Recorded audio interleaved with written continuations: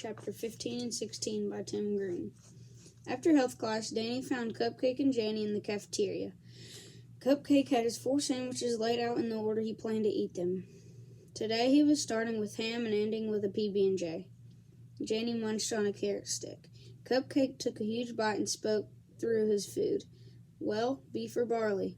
Cupcake liked to break everything down into beef, something valuable and delicious, or barley, something mushy and inedible unless you were a cow. Barley. Danny slumped down in the chair next to Janie and removed a leftover chicken leg from his paper sack. She's making me take the test again after school. Cupcake raised his eyebrows. I thought she was pretty beefy. She's not beefy, Janie scouted him. She's pretty. That's what I said, Cupcake gave her an annoyed look. Beef is good. She looks good, pretty to you, beefy to me. Janie shook her head and then looked at Danny. Miss Wright didn't think I was in on it, did she? If she did, she didn't say. Danny saw that wasn't quite what she wanted to hear, so he added, she would have said if she did. I told her I looked at your paper but put down my own answer. But she'll just check. Yeah, she did, and she saw I did have a different answer, so she can't prove anything. Danny gave her a knowing look. She high-fived him. Genius. Except now she wants me to take the test on my own after school. Danny lowered his head and gently bumped it against the lunch table. I'm dead. Cupcake said, Bro, you're a C student. What's the worry? I pray for C's in English, Danny said. Cupcake nodded. Okay, but you score B's in math. You can handle it. My brother says C is for degree. Get it? You get C's, you graduate. You're going to be a 5-star recruit. You don't have to get all A's like Miss Fancy Pants here. D is for degree, Janie said, rolling her eyes. And why do straight A's make me fancy? Not the letter C, Cupcake impatiently filling his mouth again. The grade, so much for straight A's being a smart marker. Forget it. Janie gave her carrot a final crunch and sighed. Danny, I wish you hadn't poked me. He shrugged. I panicked. I didn't want her to think I'm stupid. Janie frowned. What about Coach Carnan? Can't he help you get out of it? I mean, you didn't have all the same answers as me. She told you herself she couldn't prove it, and isn't that what football coaches do? I heard Coach Oglethorpe was the one who kept those 3 varsity linemen out of jail last year after they spray-painted all those cars in East Mormont, Cupcake said. I'm not going to jail, Danny waved his hand like he was swatting away trouble. We're talking about an English test. Yeah, but we're also talking about the magical powers of football coaches in Texas, right?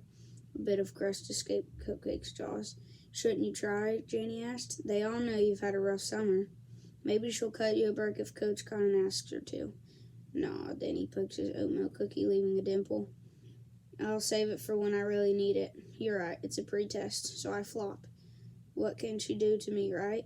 Cupcake's lower lip slipped under his teeth and his eyebrows jumped.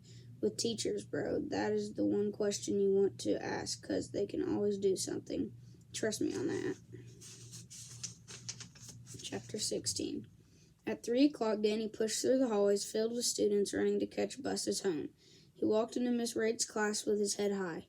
He was ready to take whatever medicine she dished out.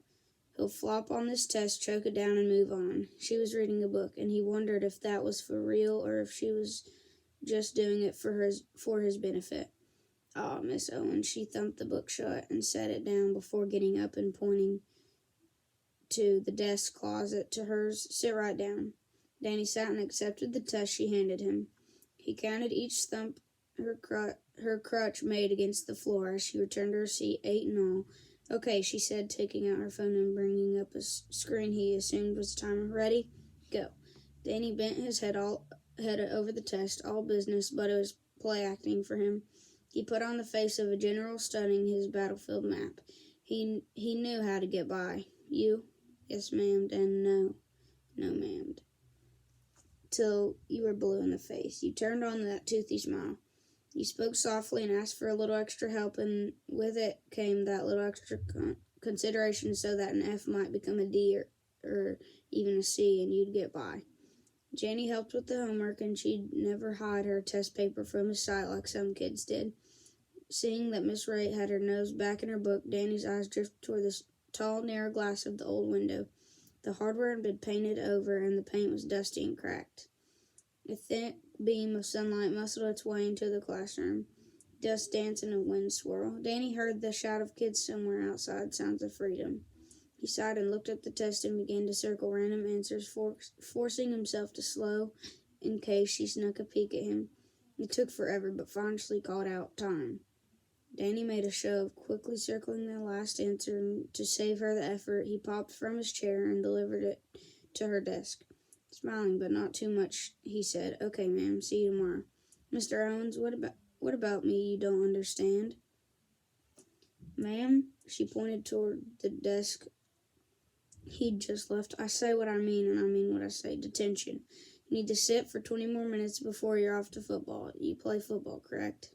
Then he sat back down and just as he'd been doing since kindergarten, politely folded his hands because he needed to get on the teacher's good side. "Yes, ma'am, I'm a halfback. Half of a fullback, but 2 times a quarterback." Danny laughed just the right amount at her joke. "Well, halfback runs the ball downfield about half of all the plays, and I try to run into the end zone each and every time." "I can't say I knew that," she said thoughtfully, "but I have the feeling I'm going to learn around here." "Yes, ma'am, football is the king in Texas. Everybody goes to the games, even the junior high ones." Danny paused, then said, "Ma'am, what made you come to Crooked Creek?" "A job," she said. He could feel her softening toward him. "Oh, I have an aunt in Jericho, but we're not all that close. Also, I grew up in Chicago, and I always told myself I'd live in a small town. Small towns are like family, you know. This was going to be better than expected. Everyone kind of watching out for each other. Like sharing test answers," she said, ruining a smile. "Let's see how you did on your own, shall we?" He watched her eyes as she began to grade his test. He watched the color deepen in her face and her mouth become a slit so tight it might have been a paper cut. She looked up. "Is this some kind of joke, Mr. Owens?" "No, ma'am." He studies his hands. "Stop with the ma'am. I'm not your ma'am. I want you to know this is about..." She picked his test up off her desk like it was someone's used Kleenex. "You scored a 28. He glanced up, then put his head back down. "I'm not very good at English, Miss Wright." "Did you do this intentionally?" She waved the test. "Last year, Miss Morgan, my 6th grade English teacher, she let me do corrections on my test and then take the average of the 2. That way I could really learn it all and pass too." Danny looked up, hopeful that they could come to a similar agreement.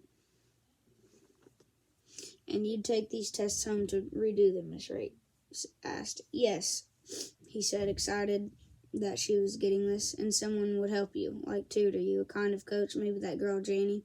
She's my best friend and the smartest person in the world, so yeah, she works with me some." He studied his teacher's eyes, but he couldn't read them. He watched him and he knew she was turning things over in her mind. Finally, she got up and thumped over to the board. She steadied herself and, after a great deal of squeaking, produced a word.